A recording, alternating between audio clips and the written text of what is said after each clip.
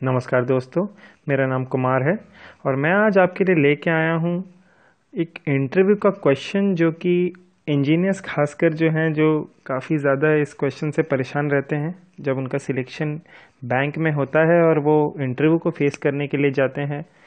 तो हो सकता है दोस्तों इस वीडियो के स्टार्ट में आपको क्वालिटी क्लियर ना मिले 15-20 सेकेंड। ऐसा इसलिए है क्योंकि हमने कंप्रेशन यूज़ किया है। तो आप वीडियो को एग्जिट ना करें, पूरा ज़रूर देखें। आपको आज कुछ ना कुछ जो खासकर इंजीनियर्स हैं उनको कुछ ना कुछ जानने को ज़रूर मिलेगा, उनको एक अच्छा आंसर ज़रूर मिलेगा। आप हमारे YouTube channel government service aspirations को सब्सक्राइब कीजिए। उसके अंदर आपको अभी और अपकमिंग वीडियोस मिलेंगी इंटरव्यू प्रिपरेशन के लिए। तो दोस्तों, मेरा खुद का एक्सपीरियंस जो है इंटरव्यू का, मैं काफ़ी इंटरव्यू फेस किए हैं। मैं खुद स्टेट बैंक ऑफ इंडिया में 1.5 साल काम किया है और स्टेट बैंक ऑफ इंडिया का अभी हाल ही में आज रिज़ल्ट आया है जिसमें करीबन 7,000 कैंडिडेट्स जो हैं सिलेक्ट हुए हैं जिनका जीडी और पीआई अभी होगा। तो देखिए, उसमें बहुत सारे इंजीनियर्स भी होंगे, आप सब जानते हैं, इसमें कुछ छुपा नहीं है। मैं खुद भी एक इंजीनियर हूँ। मैंने खुद भी एसबीआई में जॉब से पहले 6 या 7 इंटरव्यू दिए थे, क्लरिकल लेवल के ही इंटरव्यू दिए थे आईबीपीएस में जब शुरू में स्टार्ट हुआ था। तो उसके अंदर मुझसे लगभग हर इंटरव्यू में यही पूछा गया कि बीटेक के बाद आप बैंक में क्यों आ रहे हैं। और हमेशा मैं कुछ न कुछ जवाब इसका ठीक से दे नहीं पाता था और वो इतना खुश नहीं हो पाते थे। तो इसका फ़र्क ज़रूर पड़ा मेरे इंटरव्यूज़ पे। हालांकि स्टेट बैंक में मैं अपने आप को पूरी तरह तैयार करके गया था। और एक चीज़ दोस्तों ये है कि हमसे जो भी क्वेश्चन पूछे जाते हैं इंटरव्यू में, वो आप सिचुएशन को कैसे हैंडल करते हैं, ये जो है आपकी चीज़ को वो दर्शाता है, आपकी पर्सनालिटी को दर्शाता है।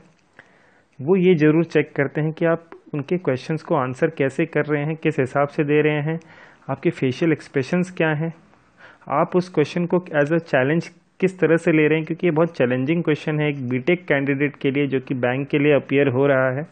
देखिए, इसमें कुछ गलत नहीं है अगर कोई बीटेक कैंडिडेट भी इसमें बैंक के एग्ज़ाम में सिलेक्ट होता है।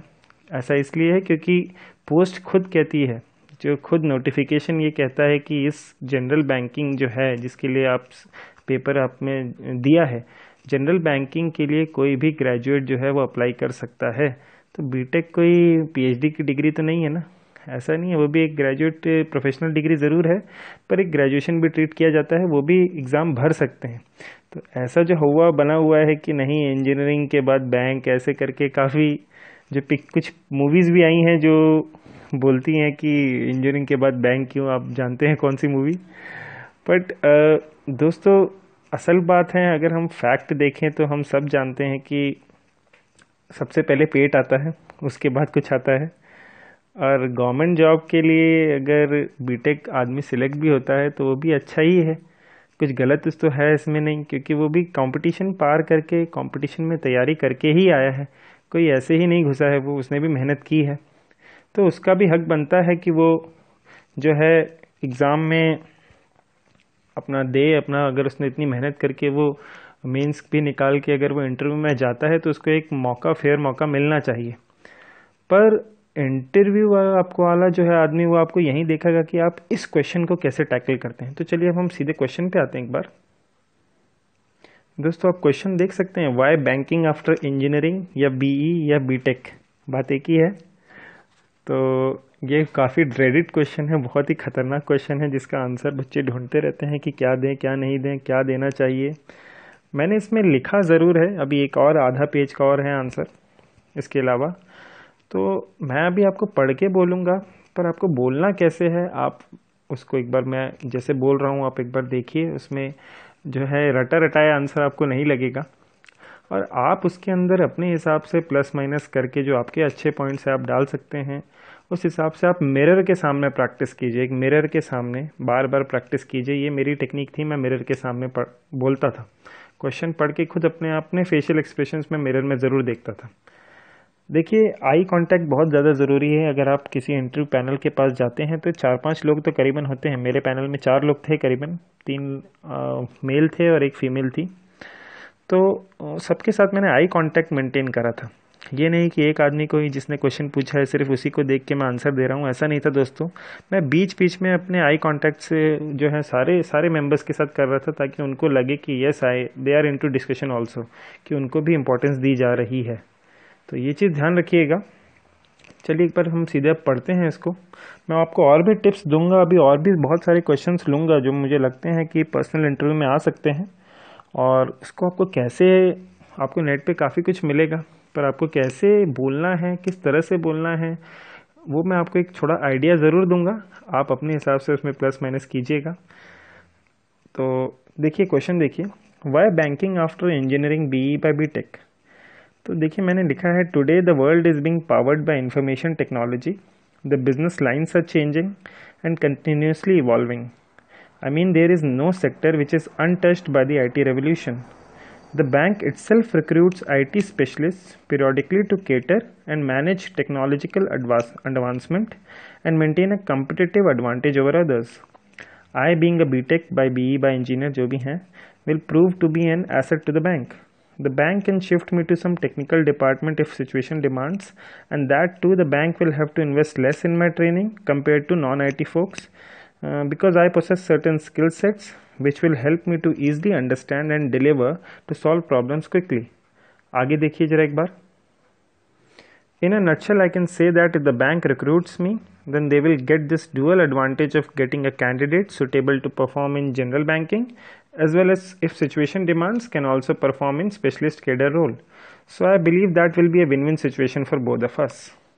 तो देखिए मैंने आपको ये पढ़ के तो सुना दिया, अब इसको मैं कैसे बोलूँगा आप देखेंगे। मेरे एक्सप्रेशंस आप ज़रूर नहीं देख पा रहे हैं, पर आप जो है मिरर के सामने अपने एक्सप्रेशंस देखिएगा, क्योंकि इंटरव्यू आपको देना है, मुझे नहीं। एक्सप्रेशंस आपको खुद बनाने हैं, आई कांटेक्ट मेंटेन करना है, और इस तरह से नहीं लगना चाहिए कि आपने रटा रटाया आंसर बोला है, ठीक है।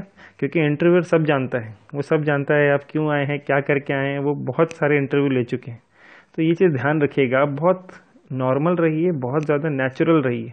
थोड़ा भी अगर आप बनावटी बनेंगे तो वो आपके लिए खतरा है, इसलिए ये चीज़ ध्यान रखिए। 7,000 बच्चे हैं, आप जो करेंगे वो आपके लिए ही अच्छा रहेगा, और अगर आप कुछ गलत करते हैं तो वो आपके लिए ही खराब रहेगा, ठीक है।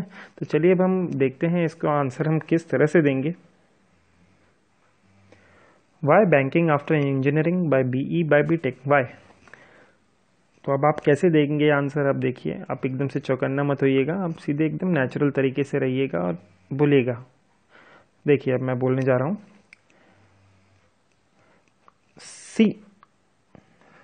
See, the bank itself recruits IT specialists periodically to cater and manage technological advancement and maintain a competitive advantage over others.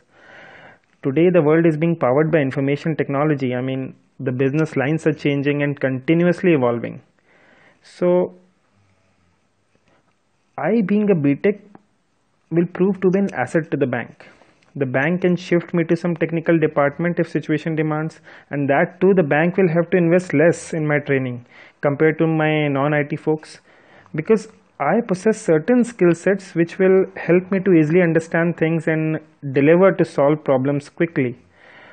In a nutshell, I can say that if the bank recruits me, then they will have this dual advantage of getting a candidate suitable to perform in general banking, as well as if situation demands, can also perform in specialist cadre role. So I believe that will be a win-win situation for both of us. दोस्तों आप इसको अपने हिसाब से अब थोड़ा सा modify कर सकते हैं, जैसा आप चाहें। प्रैक्टिस कीजिए मिरर के सामने।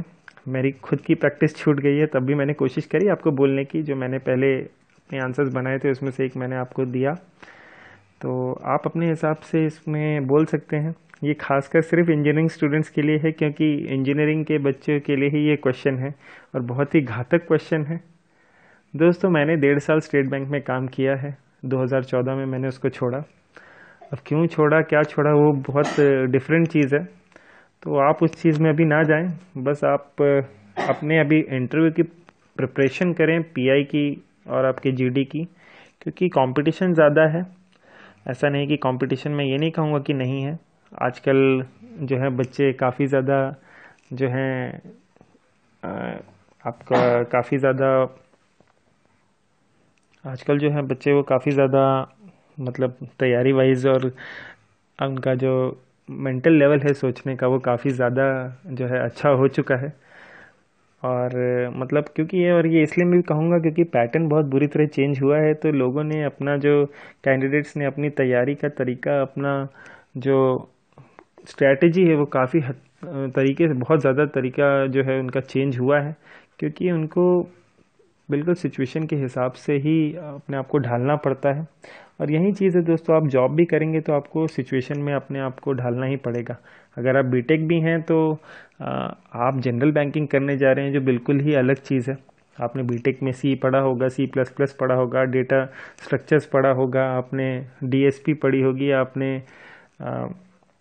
इलेक्ट्रॉनिक्स पढ़ा होगा, एनालॉग पढ़ा होगा, डिजिटल पढ़ा होगा, पर वहाँ पे जो है बैंकिंग में इसका कोई यूज़ नहीं है। बैंकिंग में it's only about public dealing. आप पब्लिक को कैसे संभालते हैं, ये सबसे ज़्यादा ज़रूरी है। अगर आपको पब्लिक डीलिंग पसंद है तो बैंक ही आपके लिए बिल्कुल सही जगह है। अगर आपको पब्लिक डीलिंग पसंद नहीं है तो अफसोस यही है कि आपको कभी ना कभी बैंक में जो है सेटिस्फैक्शन नहीं मिलेगा। इसलिए अगर आप में पब्लिक डीलिंग की कैपेबिलिटी है या आप उसको बना सकते हैं, आप लोगों से अच्छे रिलेशन मेंटेन कर सकते हैं, तो banking is the place for you.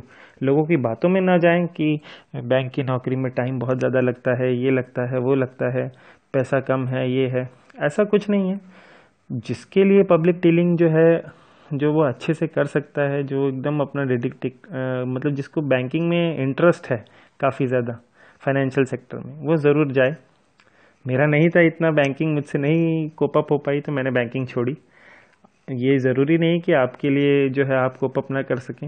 SBI एक काफ़ी बड़ी ऑर्गेनाइजेशन है और मर्जर के बाद वो और बड़ी साबित हुई है, तो आपको बहुत अपॉर्चुनिटीज़ मिलेंगी, प्रमोशन के एवेन्यूज़ बहुत ज़्यादा हैं उधर। और मैं आपको ये भी कहूँ, वर्किंग आवर्स ठीक हैं, थोड़े ज़्यादा ज़रूर हैं, पर आप ये भी जानिए कि वहाँ पे जो है आपको एक्सपोजर बहुत ज़्यादा मिलेगा। अगर आप आईबीपीएस के किसी बैंक में जाते हैं और आप स्टेट बैंक में जाते हैं तो आपको एक्सपोजर ज़्यादा अच्छा मिलेगा, प्रमोशंस फास्ट मिलेंगे और बहुत डिफरेंट डिफरेंट तरीके के लोग आपके पास आएंगे, ये भी जान लीजिए। ऐसा नहीं है कि एक ये यहाँ का बैंक है तो ये यहीं का, ये ऑल ओवर इंडिया इसकी ब्रांचेस हैं और हर जगह इसके कस्टमर्स हैं। हर कस्टमर की अपनी डिमांड होती है, हर कस्टमर जो है अपने हिसाब से चाहता है। कोई लड़ने वाला कस्टमर आएगा तो कोई बहुत ही पोलाइट कस्टमर आएगा। आपको कैसे उसको मैनेज करना है, यही पब्लिक डीलिंग है। आप अपना आपन कैसे नहीं खोते हैं और आप कैसे सिचुएशन को हैंडल करते हैं, यही सबसे ज़्यादा इम्पॉर्टेंट है अगर आप बैंकिंग में जाना चाहते हैं तो, और ख़ासकर स्टेट बैंक में जाना चाहते हैं। बेनिफिट्स काफ़ी अच्छे हैं, आपको पेट्रोल है, 4 इंक्रीमेंट ज़्यादा हैं, अभी रिवीजन भी होने वाला है सैलरी का। तो मेरे हिसाब से अगर आपने सोच लिया आपको करियर इसमें बनाना है तो स्टेट बैंक के अंदर एक चीज़ और है दोस्तों कि आपको स्टेट बैंक की जो एक ब्रांड वैल्यू है वो बहुत ज़्यादा है, लोग पहचानते हैं। अगर आप किसी XYZ बैंक में जानते हैं तो लोग इतना नहीं जानते होंगे, पर अगर आप स्टेट बैंक में हैं तो लोग आपको एक इज्जत से देखते हैं। मैं आपको ये नहीं बोलूँगा लोग कहते हैं कि नहीं ऐसा है, बैंक वालों की कोई इज्जत नहीं है, ऐसा ऐसा कुछ नहीं दोस्तों। बैंक वालों की इज्जत होती है, मैंने खुद ही एक्सपीरियंस की है। और ये है कि आप जो हैं एक डिफाइंड अप्रोच के साथ चलें अपने इंटरव्यू के लिए, और आप सेलेक्ट ज़रूर होंगे, ऐसा कुछ नहीं है कि नहीं होंगे, बिल्कुल होंगे। बस मेहनत बराबर रखिए और टू द पॉइंट रखिए। अब HR इंटरव्यू अच्छा करके जाइए, GDPI के टॉपिक्स पढ़िए, सेल्फ प्रैक्टिस कीजिए।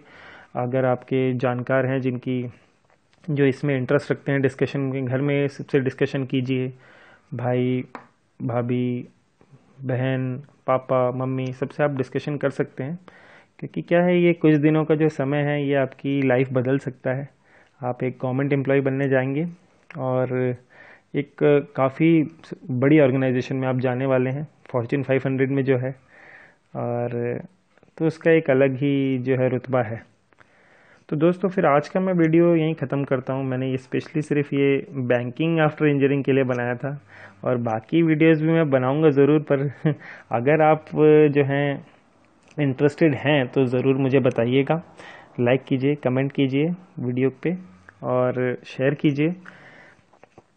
और मिलते हैं फिर दोस्तों। अब आपको बेस्ट ऑफ लक आज के लिए, खासकर सबको जो भी सिलेक्ट हुए हैं उनको बहुत बहुत बधाई मेरी तरफ से। जो नहीं हुए हैं वो अपना दिल ना तोड़ें।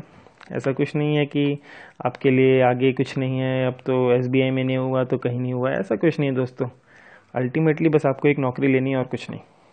वो आपको कहीं पे भी मिले, सीजीएल में मिले, एसबीआई में मिले, आईबीपीएस में मिले, आईबीपीएस आरआरबी में मिले, नेशनल इंश्योरेंस में मिले, किसी इंश्योरेंस कंपनी में मिले, कहीं पे भी मिले, आपको एक नौकरी लेनी है बस। यही आपने एक सोच के चले थे तो आपको वो गोल जो है वो ज़रूर पूरा होगा। मैंने ऐसे बच्चे भी देखे हैं जो 17 पेपर में भी पास ना होके 18वें पेपर में पास हुए और ऑफिसर बन के वो निकले हैं। तो ठीक है, आप मेहनत करते रहिए, आपको फल ज़रूर मिलेगा। तो चलिए मिलते हैं दोस्तों अगले वीडियो में।